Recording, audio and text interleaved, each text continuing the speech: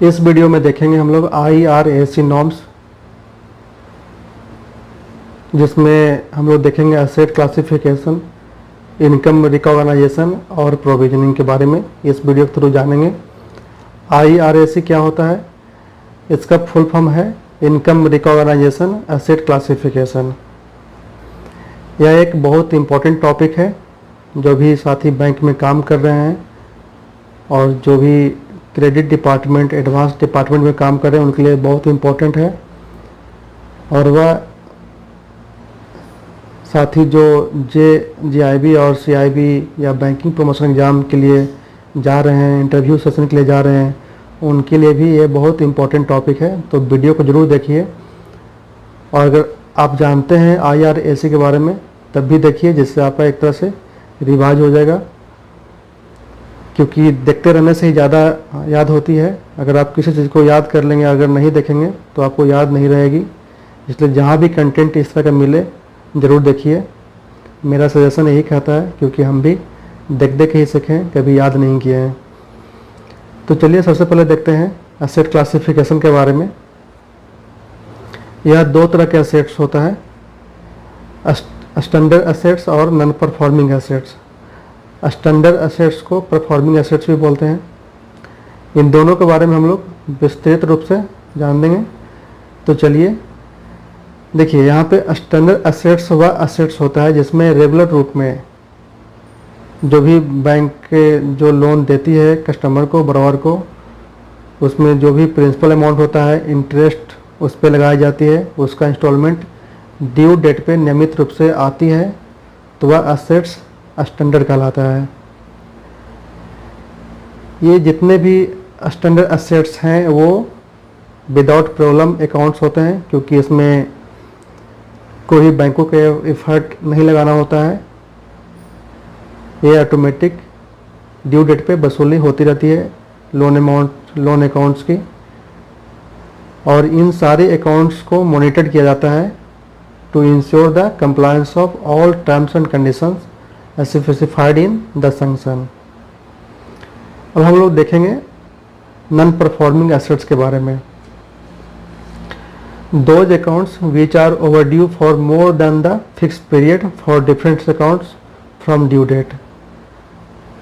जो भी due date से एक फिक्स पीरियड होता है डिफरेंट अकाउंट्स के लिए, जैसे टर्म लोन के लिए 90 डेज होता है, CCOD के लिए भी 90 डेज होता है,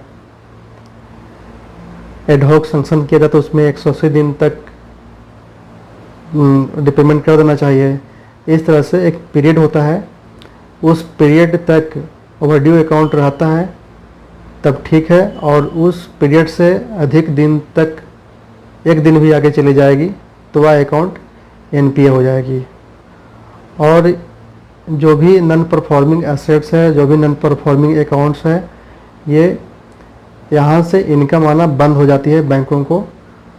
it ceases to generate income for the bank, क्योंकि इसमें ड्यू डेट पे पेमेंट भी नहीं हुआ और जो अकाउंट ओवर ड्यू हो गए, जो फिक्स पीरियड रहा है ओवर ड्यू अकाउंट का, उस टाइम भी इसका कोई पेमेंट नहीं हुआ है तो अकाउंट NPA हो जाता है, और जिससे इनकम आना बैंकों को बंद हो जाती है। ओवर ड्यू अकाउंट का मतलब हुआ, ओवर ड्यू अमाउंट का मतलब हुआ यह हुआ कि if it is not paid on the due date fixed by the bank. जो भी बैंक के द्वारा जो ड्यू डेट फिक्स किया गया था, उस ड्यू डेट पर पेमेंट नहीं आती है तो वह अकाउंट ओवर ड्यू अकाउंट कहलाता है। अब देखिए, हम लोग जो क्लासिफिकेशन कर रहे हैं NPA का, तो सबसे पहले हम लोग देखेंगे नॉन एग्रीकल्चर लोन्स के लिए, जो कि एग्रीकल्चर लोन्स के छोड़ के जो भी लोन होते हैं वो नॉन एग्रीकल्चर लोन होते हैं। एग्रीकल्चर लोन को हम अगले स्लाइड में देखेंगे। तो इसमें क्या है कि जो भी लोन होता है वो या तो टर्म लोन हो सकता है या तो OD और CC हो सकता है। तो टर्म लोन के केस में अगर कोई इंस्टॉलमेंट है प्रिंसिपल का या फिर इंटरेस्ट का, या फिर दोनों मिला के जो इंस्टॉलमेंट बनाई जाती है, वह इंस्टॉलमेंट ओवरड्यू होता है for the period of more than 90 days in case of term loan तो वह अकाउंट एनपीए हो जाती है। मतलब कि टर्म लोन नेचर के अकाउंट में ओवरड्यू अकाउंट है, 90 दिनों से अधिक समय तक रहती है ओवरड्यू, तो वह अकाउंट एनपीए हो जाएगी। दूसरा है ओडी और सीसी अकाउंट। तो इसमें आउट ऑफ ऑर्डर होता है। अगर कोई भी सीसी या OD account out of order होता है तो वह अकाउंट भी एनपीए हो जाती है। तो फ्रेंड्स, आउट ऑफ ऑर्डर क्या होता है? तो चलिए सबसे पहले जानें कि आउट ऑफ ऑर्डर किस किस कंडीशन पे होती है। देखिए, आउट ऑफ ऑर्डर होने का 3 कंडीशन इसमें दिया गया है।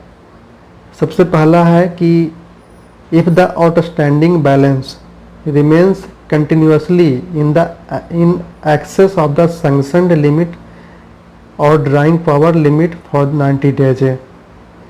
अगर 90 दिनों तक लगातार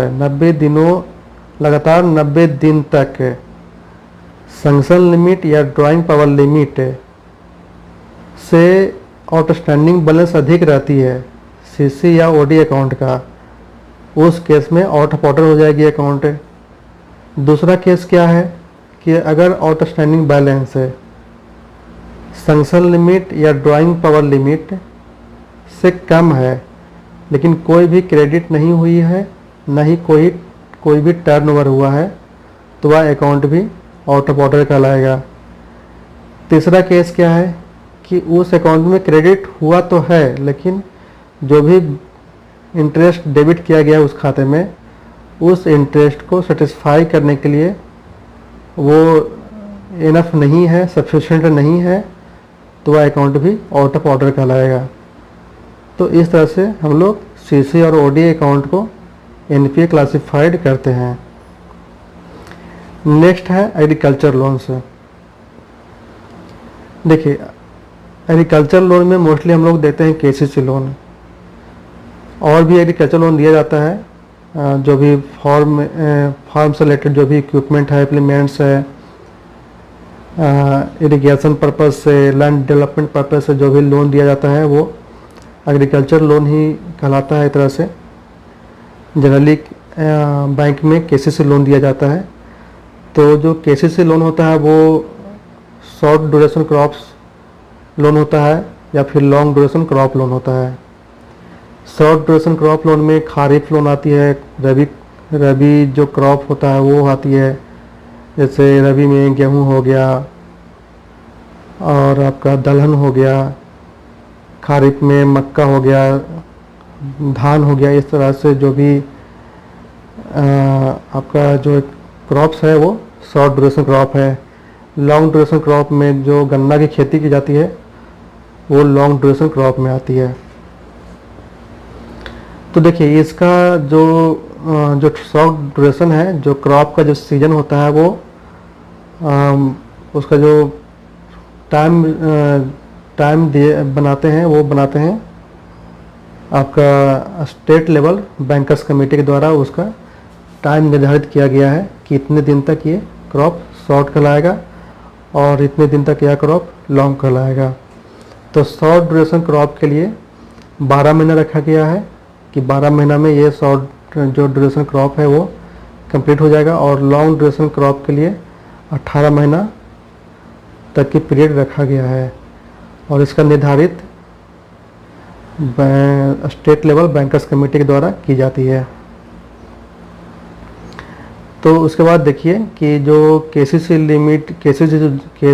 जो लोन दिया गया है शॉर्ट ड्यूरेशन क्रॉप के लिए, इसमें अगर if the instalment of the principal और interest thereon not recovered within 12 months, अगर 12 महीनों के अंदर में जो भी अमाउंट डिसबर्स किया गया है केसीसी के लिए, वह अमाउंट टर्नओवर नहीं की जाती है 12 महीनों के अंदर, तो वह अकाउंट ओवरड्यू हो जाएगा, और वह ओवरड्यू अकाउंट रिमेंस रहता है 2 क्रॉप सीजन तक है, तब वह अकाउंट एनपीए हो जाएगा। और जैसा कि जानते हैं कि एक क्रॉप सीजन होता है 12 महीनों का, और 2 क्रॉप सीजन हो गया 24 महीने का। तो टोटल हो गया 36 month from the disbursement of loan. तो हम लोग ऐसा भी कर सकते हैं कि फ्रॉम द डिसबर्समेंट डेट से 36 महीने तक कोई भी उसमें टर्नओवर नहीं की गई है तो वह अकाउंट एनपीए हो जाएगा। और ये रहा आपका शॉर्ट ड्यूरेशन क्रॉप। दूसरी है लॉन्ग ड्यूरेशन क्रॉप। जैसे कि मैंने अभी बताया कि जो लॉन्ग ड्यूरेशन क्रॉप होता है वो स्टेट लेवल बैंकर्स कमेटी के द्वारा 18 महीनों के लिए निर्धारित की गई है।